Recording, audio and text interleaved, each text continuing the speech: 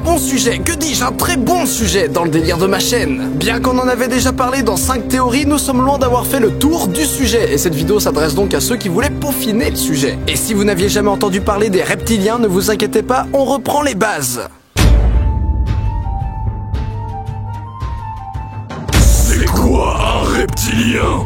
Les reptiliens, ce sont des créatures humanoïdes, mi-hommes, mi-lézards qui vivraient sur notre planète. Beaucoup pensent qu'ils œuvrent en secret dans le but de contrôler la Terre, et d'autres pensent aussi que certaines figures politiques sont en réalité des reptiliens. Mais alors ces reptiliens, d'où viennent-ils? Là en réalité, il y a 2 écoles. Soit ce sont des êtres extraterrestres venus d'une planète lointaine, soit ils sont en fait terriens, le fruit d'une longue évolution liée avec la disparition des dinosaures. Dans les 2 cas, les reptiliens auraient subi une évolution bien différente de la nôtre puisque celle-ci leur aurait donné des pouvoirs psychiques et même la capacité de changer de forme, ce qui nous empêche de les reconnaître. Mais ces reptiliens là, que veulent-ils? Là aussi, 2 écoles. Soit éradiquer toute forme de vie humaine sur la Terre et régner sur la Terre, soit au contraire vouloir préserver la paix et parfaire l'espèce humaine. Quelle ampleur! Sorti tout droit d'un scénario tout pourrave pour un nanar qui l'est tout autant, on pourrait penser que cette croyance des reptiliens est juste un énorme trip. Eh bien, nope. En 2013, Public Policy Polling réalise un sondage aux États-Unis. 7% des Américains n'ont pas voulu se prononcer, mais 4% seraient adeptes de cette théorie du complot reptilien.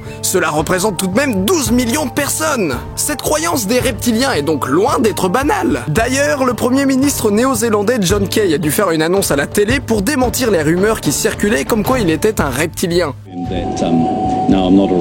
Cette annonce n'a d'ailleurs eu aucun impact puisque les partisans de cette théorie disent qu'il ment. Cette idée du complot reptilien est donc toujours à l'ordre du jour et compte de plus en plus d'adeptes. Et les humains là-dedans?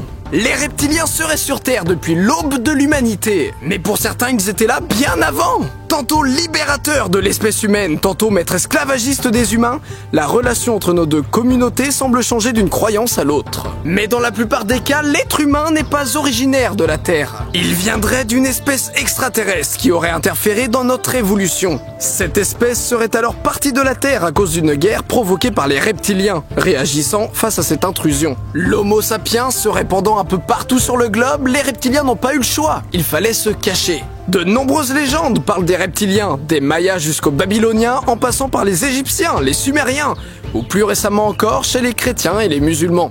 Chez les Sumériens, il y a 6000 ans, un être reptilien aurait incité les premiers hommes esclaves dans les jardins des dieux créateurs à consommer le fruit de la connaissance afin de prendre conscience de leur état et de se libérer d'une partie de l'entrave divine. On retrouve bien entendu à peu près la même chose des milliers d'années plus tard dans l'Ancien Testament avec Adam et Ève, le fruit défendu, et le reptile en question, le serpent. Oh mais tout est lié! Ils se cachent où? Mais où se cachent les reptiliens? Bonne question, c'est sûr qu'on n'en croise pas souvent. Voire jamais, pour la plupart d'entre nous. Là encore, ça diffère selon la croyance. En sachant qu'ils peuvent se transformer en êtres humains, certains pourraient même devenir invisibles. Les partisans de la théorie comme quoi les reptiliens sont des extraterrestres suggèrent qu'ils pourraient de temps à autre revenir sur leur planète d'origine, ou posséder des bases sur la Lune, à l'abri des regards humains. Mais certains d'entre eux pensent, au même titre que les partisans de la théorie que les reptiliens ont toujours habité la Terre, qu'ils se cachent à l'intérieur même de la Terre. Cette hypothèse rejoint la théorie de la Terre creuse, une théorie ultra populaire. Théorie selon laquelle nos gouvernements nous cachent qu'il existe des endroits habitables sous la surface de notre planète. Une grande partie des civilisations décrivant les reptiliens nous parlent eux aussi d'endroits sous terre qui seraient peuplés par des êtres intelligents. Mais promis, on reparlera de la Terre creuse sur la chaîne. Comme dit tout à l'heure, certains pensent que la disparition des dinosaures est en lien avec l'émergence des reptiliens. Là aussi, 2 écoles. Soit tu penses que la disparition des dinos a été bénéfique à une espèce de reptile qui, comme l'être humain, a pu évoluer dans ce nouveau territoire et devenir la première espèce intelligente sur Terre. Soit, au contraire, tu penses que les reptiliens étaient déjà bien avancés à l'époque des dinos et ont eux-mêmes causé l'extinction des dinos. Comme on l'a dit tout à l'heure, l'espèce humaine aurait été créée par des entités extraterrestres. Les reptiliens ont pas vraiment apprécié que des aliens viennent comme ça sur la Terre et auraient provoqué une putain de grosse guerre. Guerre qui engendra la disparition des dinosaures. D'ailleurs, pour faire le lien avec mon 5 théories sur l'Atlantide, les empreintes de pas retrouvées avec celles de dinosaures pourraient être en fait les traces de nos ancêtres extraterrestres. Et l'espèce ayant vécu sur le continent perdu et enseigné le langage et l'écriture aux humains pourrait être justement les reptiliens. Et c'est bien ce que certains suggèrent. Oh, mais tout est lié! Des preuves sinon! Ah, des preuves.